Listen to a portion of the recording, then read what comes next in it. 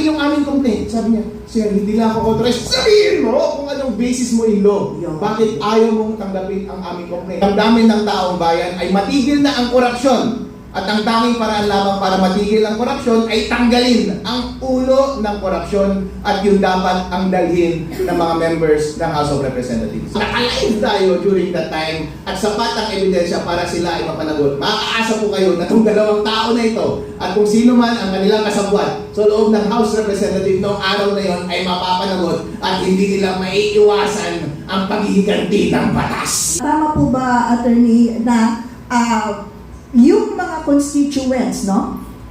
Kung yun ang hinaing nila, ang boses nila ay ang mga nasa House of Representatives. So, to my thinking, dapat kinokonsulta din, tama? Ng mga representatives, yung mga kinakatawan nila.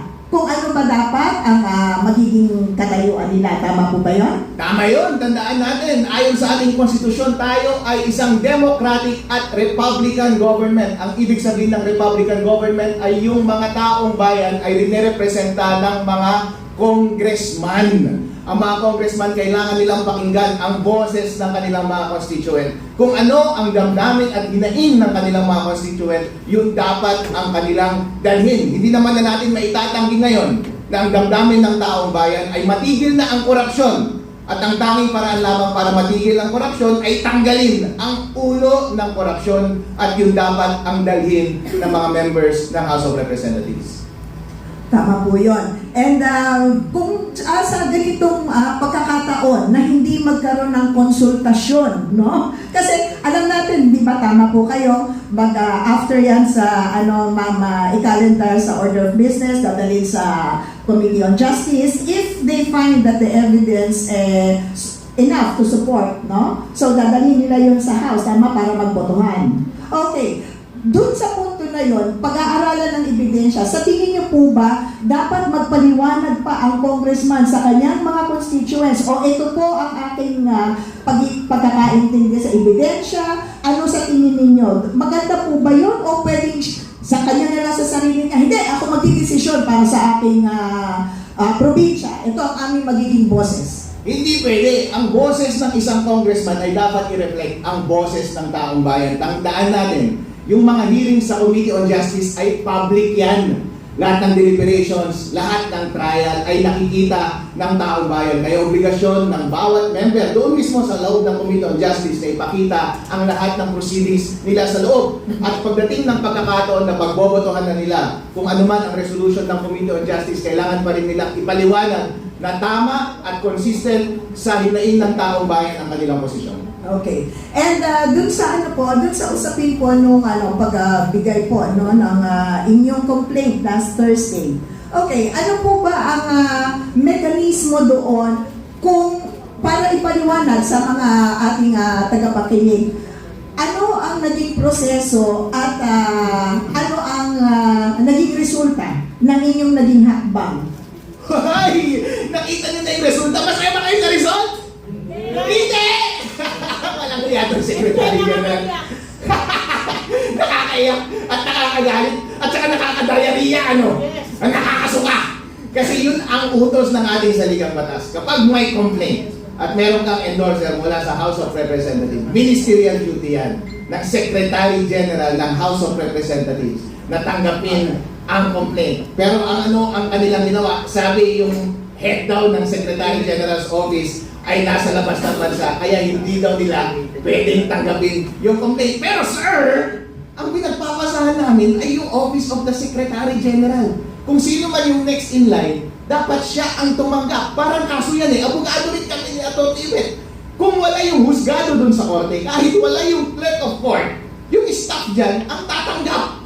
Yun din dapat ang ginawa ng Office of the Secretary General. Ang dami-daming tao dun. Ang dami-dami natin pinapasweldohan mga taong bayan. Bakit hindi nila ginagawa ang kanilang trabaho? Ang sinabi ng Deputy Bossing, hindi po kami authorized na mag-receive ng inyong complaint ngayong araw na ito. Tinanong namin, anong basis mo nila? Bakit ayaw mong tanggapin yung aming complaint? Sabi niya, sir, hindi lang ako authorized. Sabihin mo kung anong basis mo in law. Bakit ayaw mong tanggapin ang aming complaint? Kasi, ayon sa batas, binibigyan ka na ng otoridad ang iyong office mismo na tanggapin ang aming complaint. Bakit hindi mo tinanggap? And nung sinabi nga po yun na hindi ako authorized, at the very least, to my thinking sana nilabas niya, ito ho ang duties and responsibilities ko. Agad dito lang ako. Tama? Inamin niya na siya yung next, tama po ba? Inamin niya na siya ang next in line. Para lang po talaga, tama po kayo, may batas di ba? If you're next in line, meron ka set of duties and responsibilities, correct? He could have brought it out, correct? Tama, yun yung responsibilidad niya, pero incriminating na yun. Siya na mismo yung nag-layout ng kanyang liability ayon sa batas. Pero that is not necessary para mapanagot yung deputy na yun at para mapanagot yung Secretary General ng House of Representatives. Dahil malinaw na malinaw, naka-live tayo during that time at sapat ang ebidensya para sila ay mapanagot. Makakaasa po kayo na itong dalawang tao na ito at kung sino man ang kanilang kasabwat sa loob ng House Representative noong araw na yon ay mapapanagot at hindi nila maiiwasan ang paghihiganti ng batas. And what is the what is the implication pagdating naman sa boses ng taong bayan, no?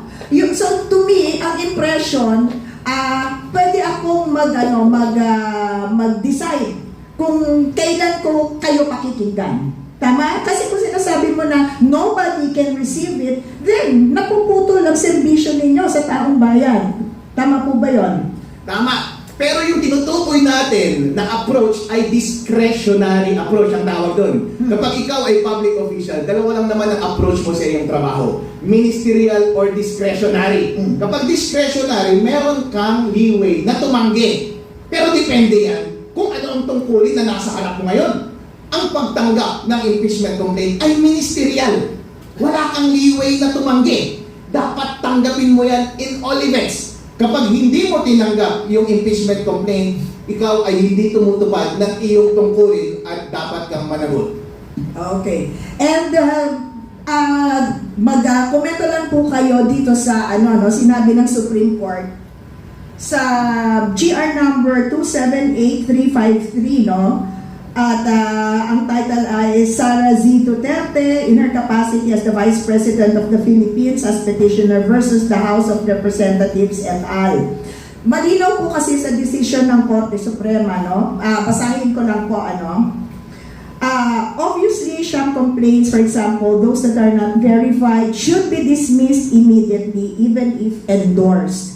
Complaints that are not properly endorsed by a member of the House of Representatives within a reasonable period should also be dismissed. These types of dismissals will not trigger the one-year ban. Ang punto ko dito, Attorney Harold, if I may call you Attorney Harold po, no? Na kung iniwan nyo nga po doon yung complaint, no? At malinaw sa sinabi dito ng Supreme Court na may reasonable time pa na mag-endorso ang isang member ng House of Representatives, then tama po ba na hindi tinanggap din talaga yung inyong complaint? No! Kasi may reasonable period, tama po? Make no mistake!